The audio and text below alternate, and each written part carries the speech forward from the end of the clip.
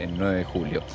Ya está para hablar con nosotros Gustavo Brien, que es el abogado de la madre de Loan, el abogado de María. ¿Cómo le va, doctor Brien? Buen día. Bernardo Mañago acá en el piso de C5N. ¿Cómo está? ¿Qué tal? Buen día, un saludo para vos y para todo el equipo ahí.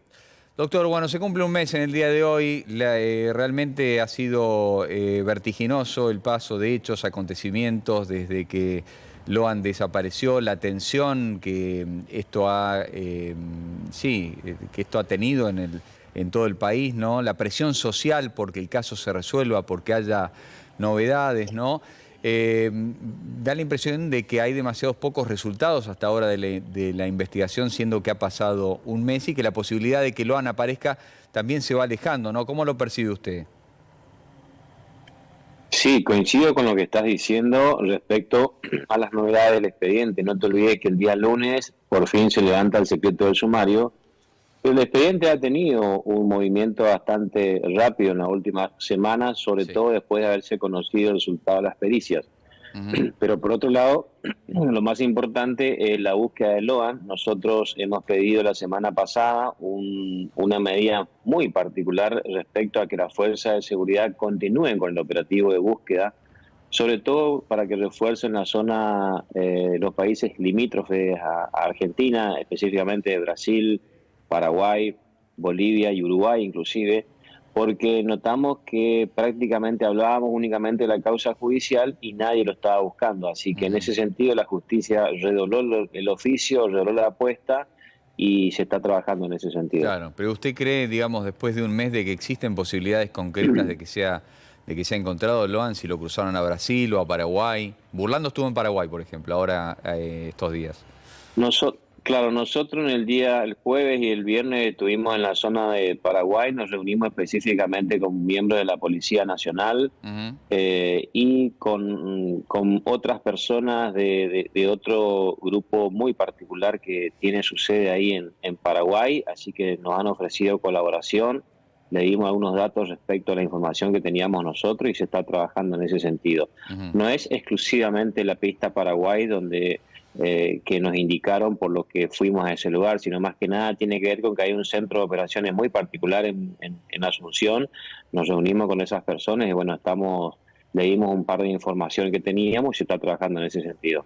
Muy bien. Doctor, bueno, Laudelina, la tía de Loan, bueno, que ha tenido tanto protagonismo en estas últimas semanas, ¿no? Primero porque salió a contar esa historia que finalmente terminó con su detención, la historia de que Loan había sido atropellado por el matrimonio Pérez y Callaba. Va a volver a declarar y aparentemente va a dar un par de nombres que podrían ser el del abogado Codazzi y del de un senador provincial. Ahora se me escapa el apellido, que sería quien quienes los llevaron a declarar en el momento que ella se presentó ante la justicia provincial, en ese tuit que fue celebrado por el gobernador de la provincia. ¿Usted cree que esto puede aportar algo al avance de la causa, al avance de la investigación, establecer las responsabilidades? Hay una causa principal, cuál es la que nos importa a todos, que es la búsqueda de Loan y sus responsables. Y después, por supuesto, después de todo lo que ha sucedido, efectivamente hay causas conexas. Mm. Una de esas causas conexas de lo que vos estás manifestando, efectivamente tenemos conocimiento de que tenía intenciones de volver a ampliar su indagatoria en la creencia de que ahora sí puedes decir la verdad, así que vamos a esperar que aporte datos de relevancia para que continúen esas causas conexas, porque sí te digo una cosa, que este tipo de delitos que se están investigando siempre llevan otro tipo de figura delictiva, en particular a una especie de responsabilidad funcional, porque generalmente estas bandas no actúan solo. Sí. Bueno, anoche, por ejemplo, acá en el expediente, la doctora Chiribín, que es la nueva abogada de Laudelina, decía que la figura de la causa, la carátula de la causa, podría ir a trata de personas con pedofilia. Es decir, que la impresión que tienen ellos es que se va en esa dirección. No sé ustedes qué es lo que ven. Nosotros, si bien ya tuvimos acceso a parte de las pericias, no lo podemos decir lamentablemente hasta el día lunes, pero estás en lo cierto, hay elementos que acreditan algún tipo de vinculación de alguno de los imputados respecto a fotografía y pornografía infantil, así que podemos Sí. trabajar también en ese sentido. Pero básicamente la hipótesis principal es que fue objeto del delito de trata. Delito de trata y después se verá con qué fin, si es para entregarlo en adopción, si es para una red de pedofilia, cuál fue el fin. Se supo ayer también, doctor, esta es una de las novedades más importantes de las últimas horas en la causa, que se encontró ropa quemada, una bermuda, un shortcito o parte de una zapatilla en la casa de Pérez y Cayaba, y que eso se va a cotejar, las muestras se van a cotejar con el ADN de los padres de Loan. ¿Esto lo sorprende? ¿Ustedes lo conocían? ¿Qué importancia tiene? Sí, esos elementos ya estaban a disposición de la justicia. Lo que trascendió en el día de ayer fue el que se ha ordenado que se haga esa pericia respectiva Mm, por el Departamento Químico Legal de la Policía Federal. Más que nada lo que se resolvió son 5 sobres con muestras, diferentes muestras encontradas en el domicilio que vos recién referenciaste. Así que esperemos que en la próxima semana estén los resultados. Es decir, son elementos más que acreditan la participación de estas personas en esta banda criminal precaria, pero banda al fin. sí, ahora, claro, Pérez y Cayaba fundamentalmente, ¿no? Que son los dueños de la casa, son los que tienen los rastros detectados por los perros en los vehículos también se encontró ADN, manchas de sangre, da la impresión de que Pérez y Cayaba son de los más implicados en toda esta operatoria, ¿no? Sí, además te agrego que los buscadores de los respectivos dispositivos, te digo en forma general para no violar el secreto del sumario, también se encontraron algunos elementos que llamaron bastante la atención, así que esperemos que el día lunes podamos informarlo dentro del expediente y además hacerlo públicamente. Sí. Informe de las comunicaciones telefónicas y los mensajes, ¿no?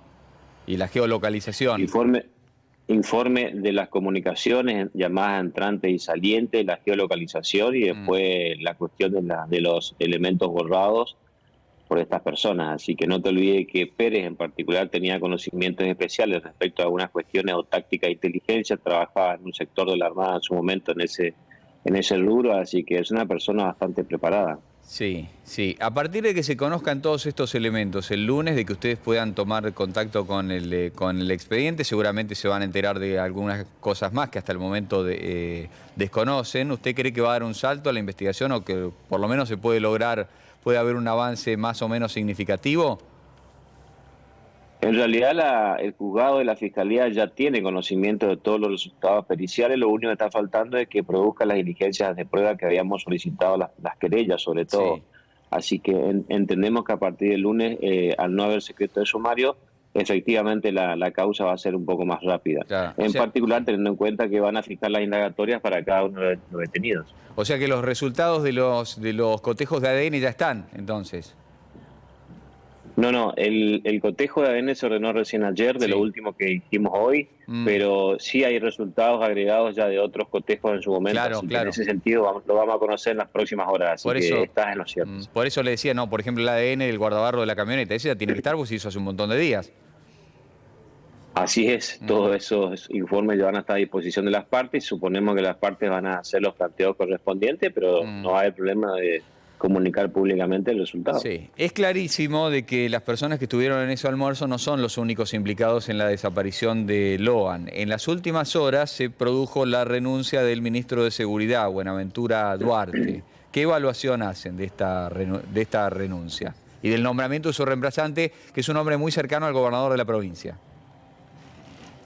Sí, efectivamente, en el día de ayer hemos conocido públicamente la noticia de que ha renunciado el ministro de Seguridad de la provincia. Tiene que ver con algunas cuestiones relacionadas específicamente con el manejo de la policía, entiendo yo.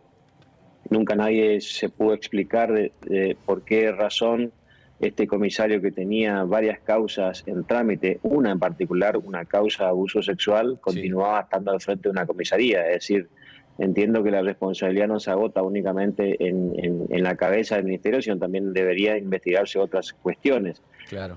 Por supuesto que esto tiene que ver con lo que te dije al principio, con cuestiones conexas relacionadas con el delito de trata. Ujú. Nosotros seguimos investigando, volviendo a la causa principal, entendemos que tampoco Maciel actuó solo dentro de la comisaría, por lo tanto en su momento pedimos los legajos de todos los funcionarios policiales, pedimos también una prueba específica en la comisaría y pedimos también la citación de varios policías. Sí.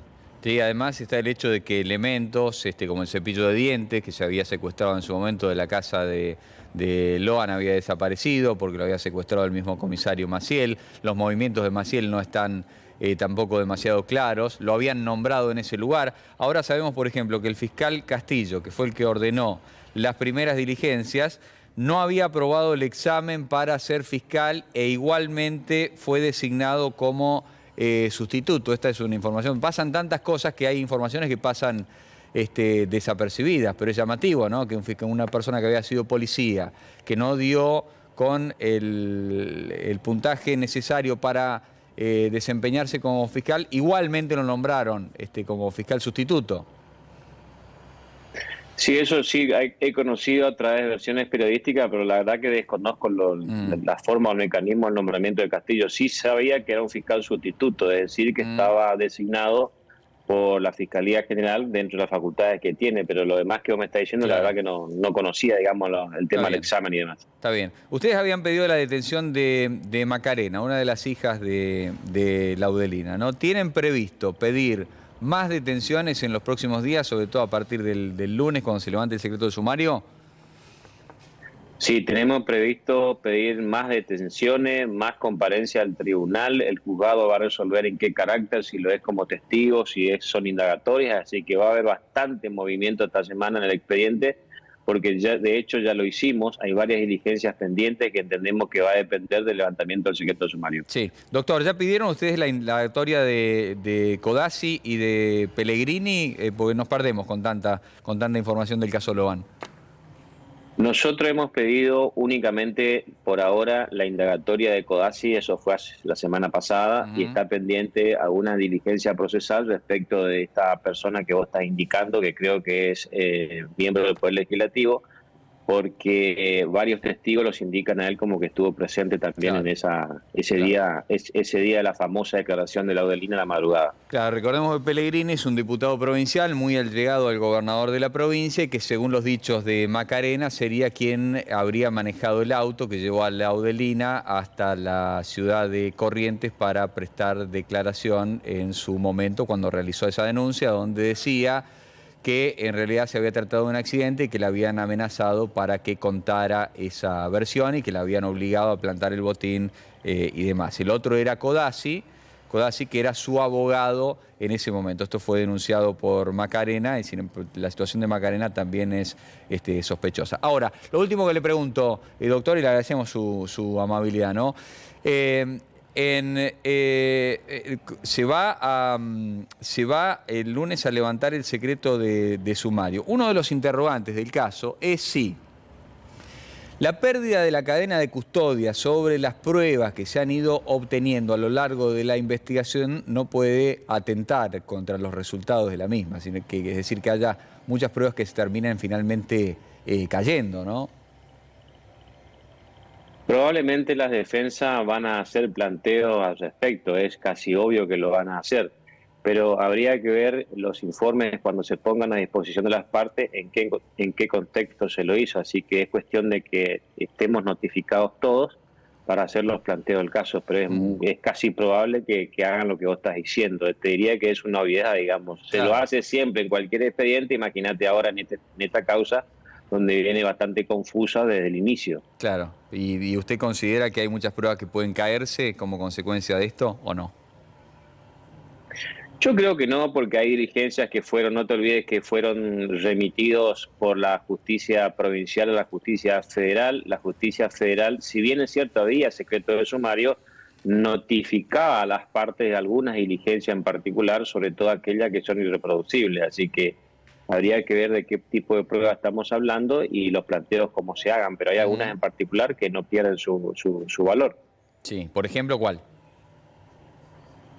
Por ejemplo, el resultado de las pruebas en los vehículos, las partes fueron notificados.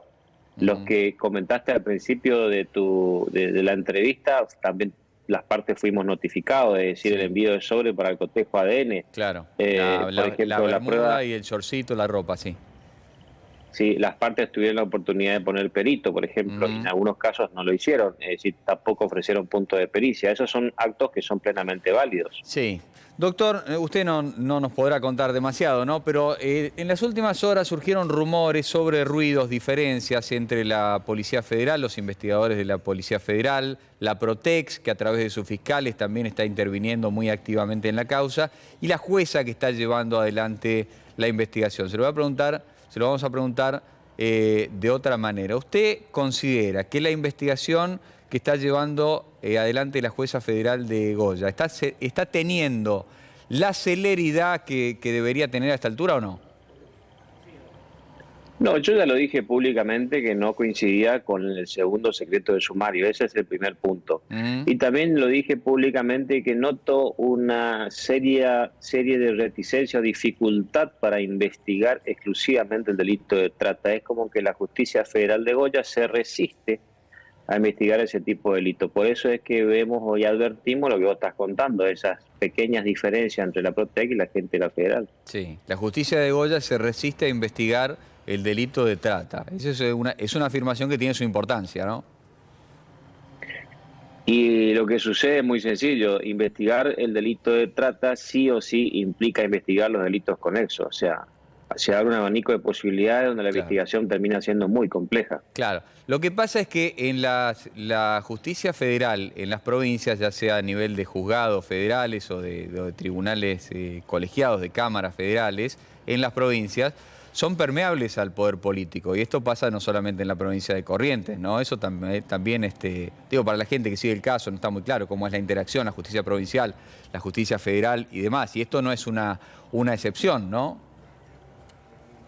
No, yo no creo que sea una cuestión de si son o no permeables. Yo entiendo que no están acostumbrados a trabajar con causas bastante complejas. Es decir, la justicia federal tiene autonomía por la provincia, eso es indudable. Mm, Independientemente que estemos en la provincia hay 4 juzgados federales, 2 en Capital, 1 en Goya y otro en Paso a los Libres. Así que entiendo que generalmente en esta zona se trabaja mucho delitos relacionados con el narcotráfico, por ejemplo, claro, no este tipo de hechos porque es la primera vez que un hecho con tanta exposición mediática ha terminado en este juzgado en claro. particular.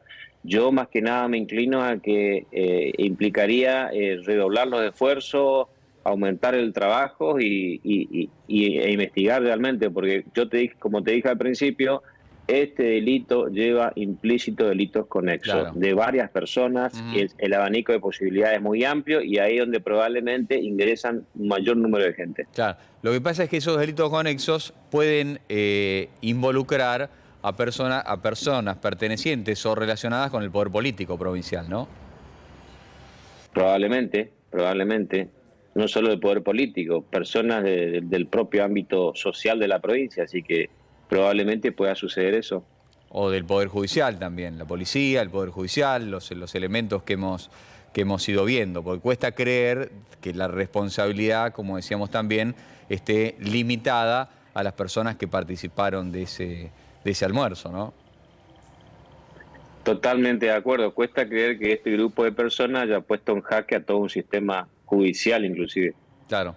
Doctor, íntimamente, ¿qué impresión tiene? Es decir, ¿qué fue lo que pasó con Loan? ¿Lo sacaron del lugar? ¿Lo subieron a una avioneta y lo sacaron a Paraguay o a Brasil? Estamos hablando de que prácticamente todo indica que estamos tratando con se trata de un delito justamente de trata de personas, ¿no? Claro, yo entiendo que el hecho inicial fue un poco más sencillo de lo que se plantea públicamente. Lo que sucede es que hay que recordar de que había una persona parte de la banda, el comisario Maciel, quien direccionó la investigación desde el inicio, direccionó los rastrillajes, plantó evidencia y confundió a la justicia, digamos. Ujú. Con esos días iniciales él ganó mucho tiempo, la banda ganó mucho tiempo y a partir de ahí se hizo difícil la investigación del caso. Pero sí creo que Loan fue extraído de la zona por esta organización, de la manera en que está planteada. Nosotros tenemos unas diferencias, creemos inclusive, por eso hicimos un estudio especial en la parte de atrás del Naranjal, yendo hacia la ruta 12, no hacia la ruta 123, donde él pudo haber sido extraído a caballo por alguna persona, por ejemplo, y ahí sí subido al vehículo por la ruta 12. Claro. Esa es una posibilidad, esa es una posibilidad que estamos manejando. Hemos planteado también esa hipótesis de la justicia y se está trabajando sobre eso. Pero además de eso, quiero agregar de que también estamos investigando una serie de hechos que ha sucedido el 9 de julio, donde en un lugar donde no pasaba absolutamente nada, justo ese día pasaron muchísimas cosas. Sí. Por ejemplo, el corte de luz en la zona, que es algo muy llamativo. Ujú. Eso impide que tengamos cámaras de seguridad de toda la ruta y de todo el pueblo. También estaban cortadas las comunicaciones, por supuesto, no había señal de internet, por lo tanto dificultó bastante Sí. el inicio del trámite de la comunicación al juzgado y la comunicación al resto de las comisarías. Es decir, una serie de hechos Sí. concatenados Y un que incendio terminaron en también, esta ¿no? confusión. Un incendio también que también estamos averiguando si ese incendio fue de casualidad o fue adrede. Sí. Ese famoso incendio que primero el comisario Maciel había dicho que se había demorado porque estuvo ahí, después resultó que estaba durmiendo la siesta. Sí. Es decir, muchísimas cuestiones que sumaron a que esto sea una absoluta confusión Sí. desde el inicio y que hoy no sea dificultoso determinar lo que ha sucedido. Bueno, Maciel dijo que estaba durmiendo la siesta. En realidad lo que declaran los policías es que no les atendía el teléfono y después lo fueron a buscar a la casa, ¿no? Y estaba ahí, en principio. Así es, y sumado a la alteración del libro de guardia, así que una Sí. serie de cuestiones donde realmente todo fue bastante confuso. Está bien. Doctor, bueno, le agradecemos mucho por el contacto. Esperemos que a partir del lunes, se cumple un mes hoy de la desaparición de Loan, esperemos que a partir del lunes haya elementos más concretos para permitir un avance más rápido, los que estamos esperando todos, y por supuesto que Loan aparezca y con vida, ¿no? Que es lo que estamos esperando. Le agradezco mucho por el contacto. Gracias a ustedes, que tengan buen día. Así que tenga buen día. Adiós.